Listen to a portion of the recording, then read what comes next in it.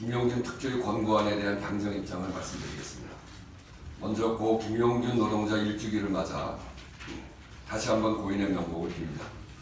어머니를 비롯한 유가족과 동료를 잃은 발전소 비정규직 노동자들에게도 심심한 위로의 말씀을 드립니다.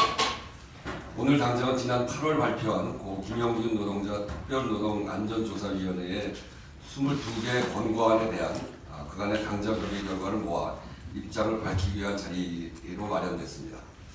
당정은 문재인 정부의 노동존중사회를 만들기 위한 변함없는 원칙 아래 특조위의 소중한 22개 권고안을 최대한 반영하고 이행하기 위해 협의를 진행해 왔습니다. 현행 법과 제도, 사회적 인식과 다른 주체들의 고용에 미치는 영향 등 복잡 다단한 문제를 검토하느라 특조위 권고안을 모두 다 이행하지 못한 점에 대해 널리 양해를 부탁드립니다. 당정은 특조위 22개 권고안에 대해 지난 2월 5일 당정 발표를 기준으로 특조위가 새롭게 밝혀낸 고용안전 분야 대책을 최대한 수용하려 했습니다. 당정은 특조위 권고안 1번 노동안전을 위한 연료환경설비 운전 및 경상정비 인력의 직접고용 정규직화가 더 위험의 외주화를 막기 위해 바람직하다는 데 동의합니다. 그러나 직접고용 정규직화, 한전 KPS 일원화는 민간 정비사의 파산 및 상장회사의 주주 반발, 그리고 간접 인력의 고용 불안정 등 현실적인 제약 조건이 있습니다.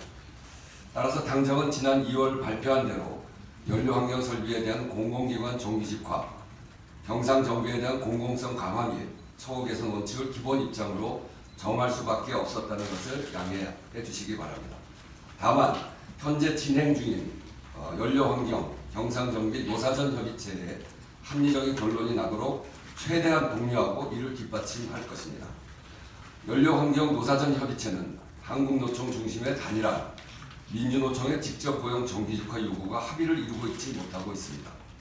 당정은 단일한 합의를 내놓을 수 있도록 양쪽과 긴밀히 협의하고 2월 8일 당정 발표대로 공은법상 공공기관으로의 정규직화 약속이 이행되도록 내부 준비를 통해 최대한 지원할 것입니다. 경상정비는 현재 근로자 대표단이 고용 안정과 처우 개선, 공공성 강화 측면에서 단일화를 마련해서 사측과 협상을 진행할 예정으로 알고 있습니다. 고용 보장을 강화하기 위해 계약 기간을 6년 플러스 알파에 대해 당정은 긍정적인 입장을 갖고 있습니다. 제어 예측 설비의 한전 KPS로 공영화 등 나머지 요구안에 대해서도 최대한 수용할 수 있도록 당이 뒷받침하겠습니다. 논의 기간이 길었던 만큼 노사전만으로 결정하기 어려운 부분에 대해서도 정부가 일정한 정책적 판단을 내릴 수 있도록 하겠습니다. 노무비 삭감 없이 지급하겠다는 2월 5일 당정 발표를 토대로 특조위 권고안을 성실히 이행하겠습니다. 기존에는 민간 정비사가 오직 낙찰을 위해 이윤과 일반 관리비를 줄이고 노무비를 받아와 이를 이윤과 일반 관리비로 전형함으로써 노동자 임금으로 돌아갈 몫을 민간 정비사가 마음대로 정했습니다. 원청인 발전사도 노무비가 정상적으로 지급되는지 살피지 않았습니다. 초급 기술자인 고 김용균 노동자가 설계 단가인 400만 원이 아닌 240만 원만 받았던 이유가 여기에 있습니다.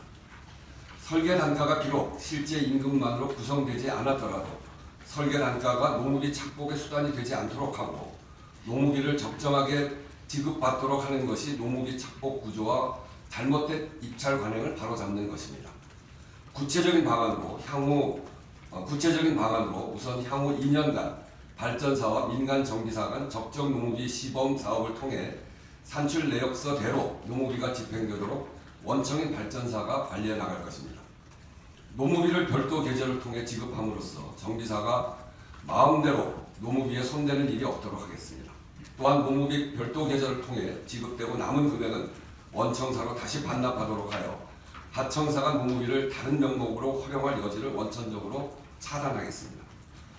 산출 내역서를 바로잡는 것만으로도 대략 현재보다 10% 이상 임금 인상 효과가 있을 것으로 계산됩니다.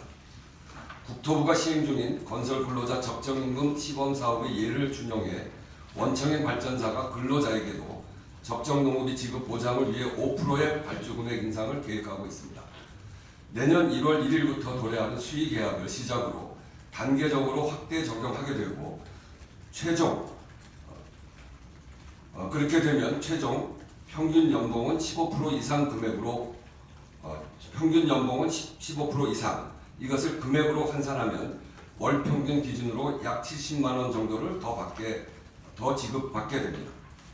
시범사업 기간 적정 노무비가 계약 금액에 반영되고 낙찰 하한율을 높이는 방안과 노무비에는 낙찰률을 적용하지 않는 방안에 대해서도 연구 용역을 통해서 제도화 방안을 검토하겠습니다.